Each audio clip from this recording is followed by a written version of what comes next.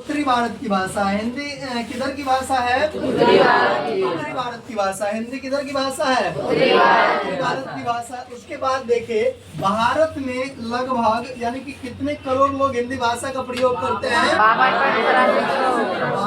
52.83 करोड़ लोग। भारत में लगभग कितने करोड़ लोग हिंदी भाषा का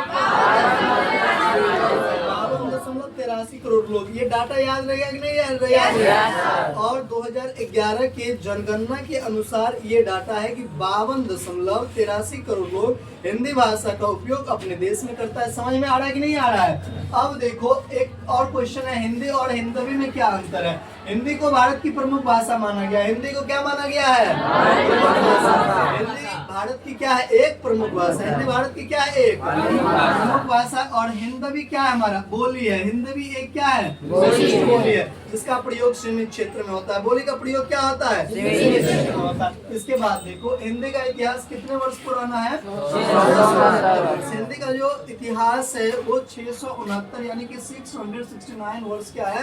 पुराना है। 669 ईयर क्या है? पुराना है। इसके आगे देखते हैं पूरे विश्व में 25 देशों में क्या बोली जाती है? हिंदी भाषा बोली जाती है। क्या बोली जाती है? 25 भाषा बोली जाती है। देश के अंतर्गत यदि पूरी दुनिया की बात करें तो 25 देशों में हिंदी भाषा को कम्प्लीटली बोला जाता है। क्या जाता है? बोला जाता है। उसके बाद हिंदी तुम्हारी प्रेम की भाषा है ही, बहुत प्यार से हिंदी को बोला जाता है। इतनी प्यारी भाषा कोई है भी नहीं। अब देखो ब्रिटेन वाले, यूक्रेन वाले या किसी अन्य देश वाले, जापान वाले, रूस वाले, पाकिस्तान वाले, इतनी प्रेम की भाषा किसी भी देश की नहीं है जितना हम लोग की हिंदी को प्रेम से बोलते हैं। हिंदी संस्कृत की वंशज है, तो बात सही है। बात हिंदी भाषा का जो विकास हुआ है वो संस्कृत भाषा से हुआ है, और जो कि एक प्राचीनतम भाषा है। और संस्कृत हमारा क्या है? प्राचीनतम भाषा। और संस्कृत भाषा से हिंदी भाषा की क्या हुई है? विकास हुई है। उसके बाद देखते हैं पूरे दुनिया भर में ठीक है कितनी भाषाओं को मान्यता प्राप्त है? तो वो हमारा 2796। कितनी भाषा को? 2796। पूरे दुनिया में कितनी भाषा की मान्यता प्राप्त है? कितनी भाषा को? पूरे वर्ल्ड में कितनी लिपियां हैं? कितनी लिपियां हैं?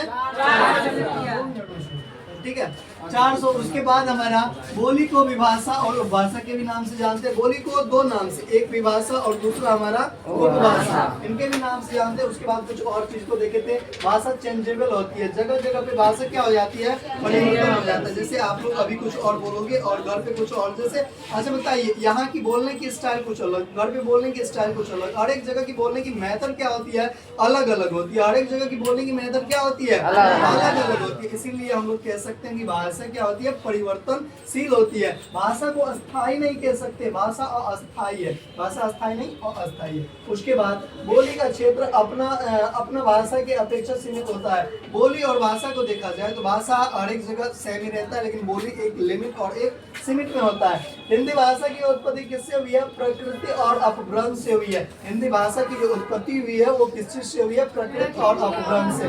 यदि कोई पूछेगा हिंदी भाषा का जो जन्म हुआ है वो कैसे हुआ है, तो वो हमारा प्रकृति और कहां से हुई है? अपभ्रंश से हुआ है। Thank you. आज की क्लास में यही क्या करते हैं? द हिंद करते हैं। जय हिंद, जय भारत, जय जवान, भारत की